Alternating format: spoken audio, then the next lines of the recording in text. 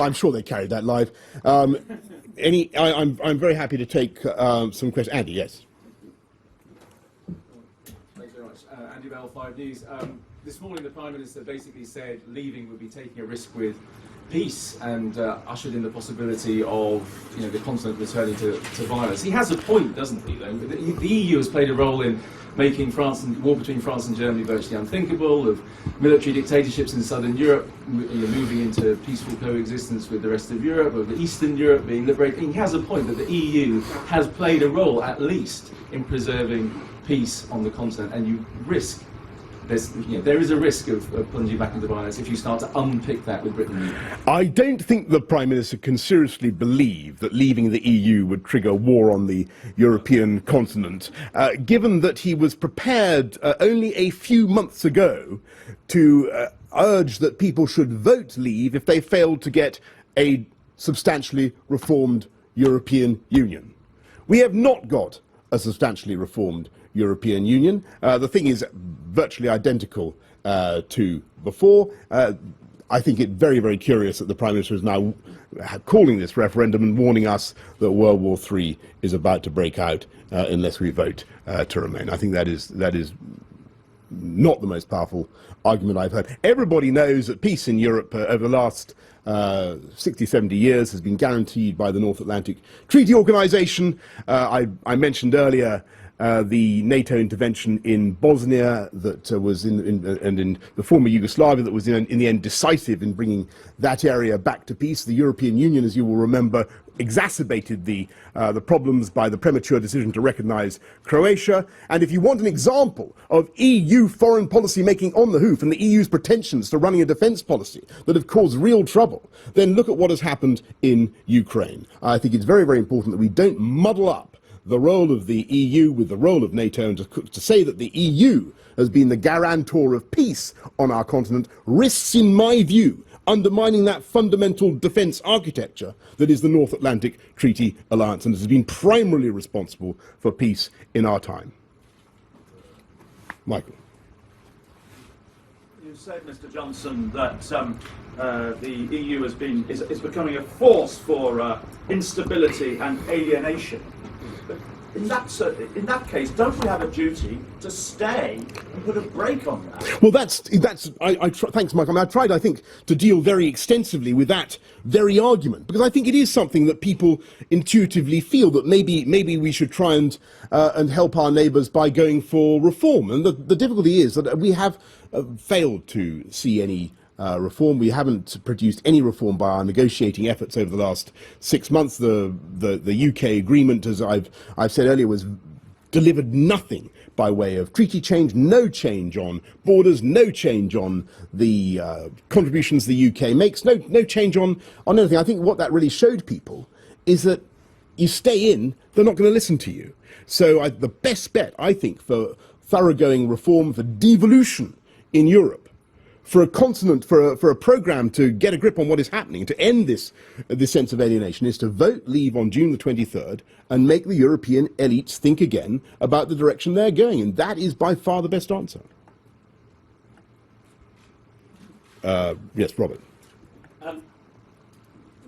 Just on this issue of the role that Europe has played in bringing peace and stability, in your marvellous best-selling book on Churchill, you did say the EU had been, quote, a spectacular success in bringing peace and stability to the continent. Have you changed your mind?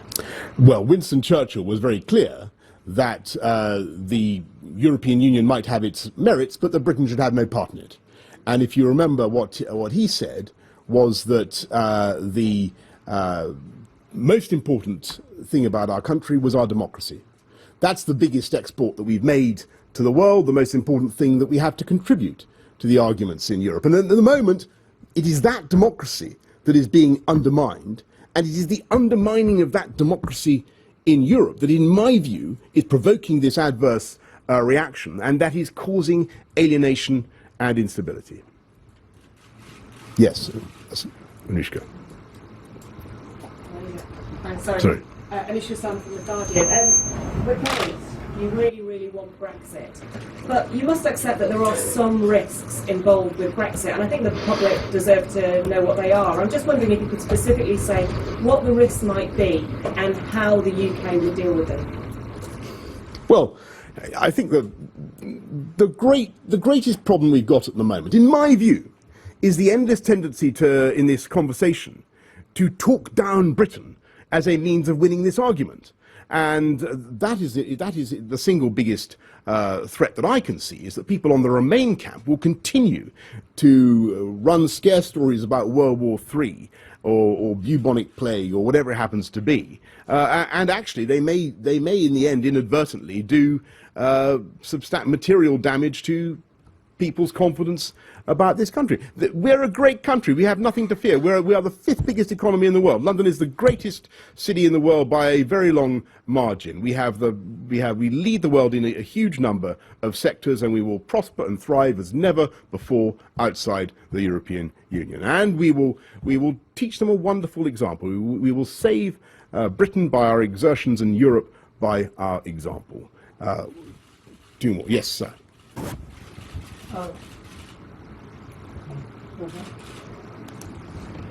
James Maddox from the Express.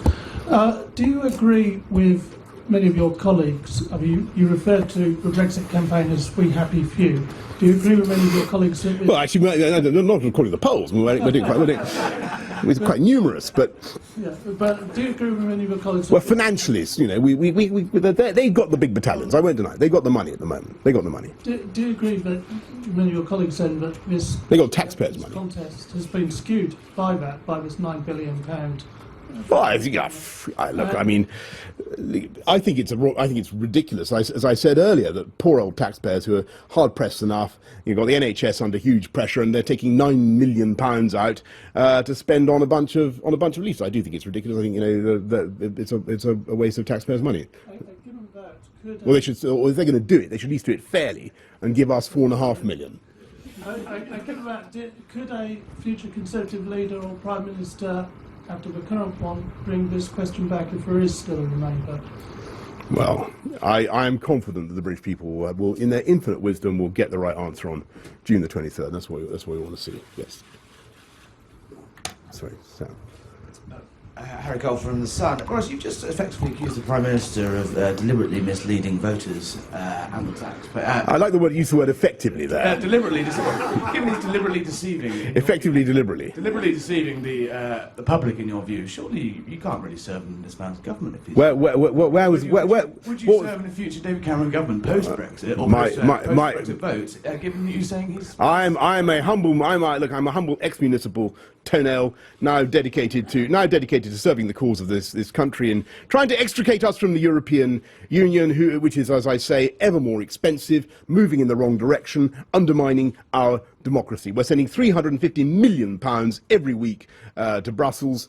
We are losing control of our democratic institutions. It is not right. It's not right for Britain. It's not right for Europe either. That's my concern at the moment.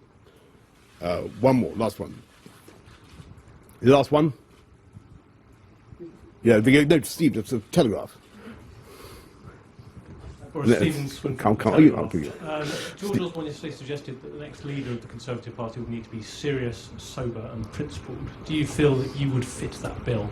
Well, I'm delighted that to discover that the Chancellor is principled, and it's very, very, very important and sober and everything else. Very important development.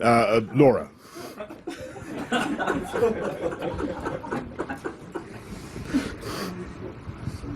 Joking apart, Mr. Johnson, there is a very serious suggestion that's been made by the Prime Minister this morning. Do you think David Cameron is telling the truth when he's telling voters leaving the EU would risk peace on our continent?